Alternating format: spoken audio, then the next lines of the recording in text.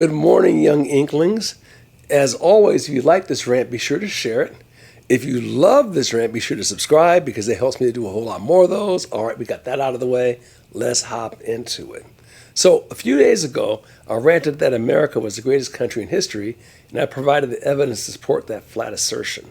I thought I'd add an addendum to that rant by using an analogy from the world of sports to help better illustrate why America is the greatest country in history. We'll use the NFL as a sports for our analogy. Let's say that each of the world's countries represent an NFL team. Each NFL team has an operations manual and a playbook that drives how that team operates. The operations manual has protocols that determine how that team sources talent. The way they source talent determines who gets a tryout. A team can only be as good as the talent level of its players. Occasionally, a great coach will come along who basically can win with less talent and defeat a poor coach with great talent. But that's the exception that proves the rule. The team with the best talent generally is going to win, right? This is why so much money is spent on scouting at both the college and the pro level. This is why the players make more money than the coaches and the pros. The quality of the player has a greater impact on the outcome of the game than the quality of the coach. The best predictor of the success of a team is the caliber of the players. Now, a team might source talent exclusively from D1 college football programs. That team might source talent from the Canadian Football League, for example. A team might only source talent from D1 college football programs that are ranked in the top 10, or only from colleges in the SEC or the Big Ten conferences. If they only source talent from those locations, they will miss talent that might be found in other areas. For example, if they don't source talent from track teams or rugby teams, they might be missing out on some people who can really have great potential in football. Because they are not sourcing talent wherever and whenever it can be found, the game will not be as entertaining as it might have been if they found that talent. So let's pretend that each country is a team. Each team has a religion. The religion is the operations manual for the team. The operations manual determines who gets to try out for the team. The operations manual sets the team culture, sets the team behavior, sets the team results. Or to put it more eloquently, by their fruits ye shall know them. Now, there are several major operations manuals that countries use around the world today. We call those manuals religions. Let's walk through several of the world's major playbooks and their impact on the talent pool. So let's start with the Communist Operations Manual. The countries that use the Communist Operations Manual possess the following characteristics. Only the party elites get to play. Christians don't get a tryout or an opportunity to play. In fact, no religious groups gets an opportunity to play or gets a tryout. Gays don't get a tryout or an opportunity to play. The proletariat doesn't get a tryout or an opportunity to play. The state selects the hiring criteria, and basically so there's unequal treatment before the law. Some of the prominent teams that either currently use this operations manual or have used it in the past are China, North Korea, Cuba, Zimbabwe, Cambodia, and the Soviet Union. Needless to say, the track record for the communist operations model has been horrendous. The Chinese wiped out 30 million people with this great leap forward.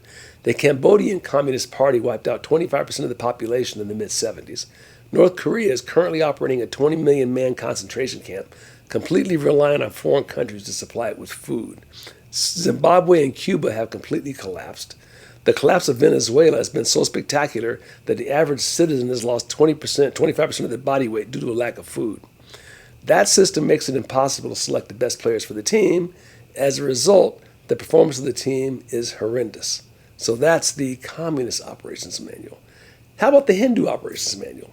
The countries that use the Hindu Operations Manual possess the following characteristics: state-driven hiring practices, caste system-based hiring practices, clan-based hiring practices, women don't get to play, unequal treatment before the law. Some of the prominent teams that use the Hindu playbook are India, Nepal, and Mauritania. The performance of these countries has been horrendous. India's per capita income is $2,800, giving it a ranking of 146th out of 194 economies worldwide. Nepal is even worse, with a per capita income of $1,400, giving it a ranking of 172nd. Mauritius ranks a little bit better than India and Nepal, with a ranking of 70th out of the per capita and GDP. The Hindu system makes it difficult to select the best players for the team. That said, it's not quite as bad as a communist playbook. Nothing produces worse results than the communist playbook. But the Hindu playbook clearly leaves a lot to be desired. Which takes us to the Islamic playbook. The countries that use the Islamic Operations Manual possess the following characteristics: Infidels don't get to play. Women don't get to play. Gays don't get to play.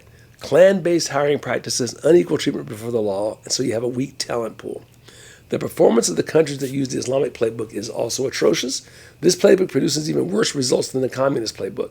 Some of the prominent countries that use the playbook, along with their per capita income rankings, are Indonesia, which ranked 119th out of like 100, I think it was like 192 countries, Pakistan 163rd, Bangladesh 143rd, Nigeria 174th, Egypt 138th, Iran 119th, Turkey 66th, not quite too bad, Sudan 179th, which takes us to the Judeo-Christian playbook. America uses the Judeo-Christian playbook. To a lesser extent, the European countries use this same playbook. The Judeo-Christian playbook possesses the following characteristics. Everybody gets a tryout, merit-based hiring practices, race, color, creed, and gender don't matter. The best players get to play, so you wind up getting the best results. The performance of the countries that use the Judeo-Christian Operations Manual are sensational relative to the rest of the world. The top 10 countries in the world by GDP per capita, every one of them uses this playbook. And I'll just list them. Luxembourg, Ireland, Switzerland, Norway, United States, Singapore, Denmark, Australia, Sweden, and the Netherlands. Is any of that a surprise? The talent pool is broad. Everybody gets a tryout. There's a far greater probability that the cream will rise to the top with the Judeo-Christian model than with the competing operations manual. The proof's in the pudding. The most successful civilizations operate from that playbook. Of course, it's not perfect because man isn't perfect and he's not perfectible. But perfection is the enemy of the good. And clearly the good is most likely achieved with the Judeo-Christian Operations Manual. It stands to reason that the teams that run the plays in the manual as closely as the coach intended will be the team that has the greatest success. Old Dad here posits that one of the reasons the American system smokes the other countries, including the ones that use the same model, is that we operate the playbook closer to the way it was intended to be operated than anyone else. Now, that's a scary statement considering how far we strayed from the playbook, but the evidence suggests that Dad is correct. As always, run this through the old does that make sense rubric, right? And if it does make sense, keep it. If it doesn't, throw it in the trash can. Thank you for listening. I hope you enjoyed that. We'll talk about this over a beer on some Saturday coming up. Imago Dei. Peace out.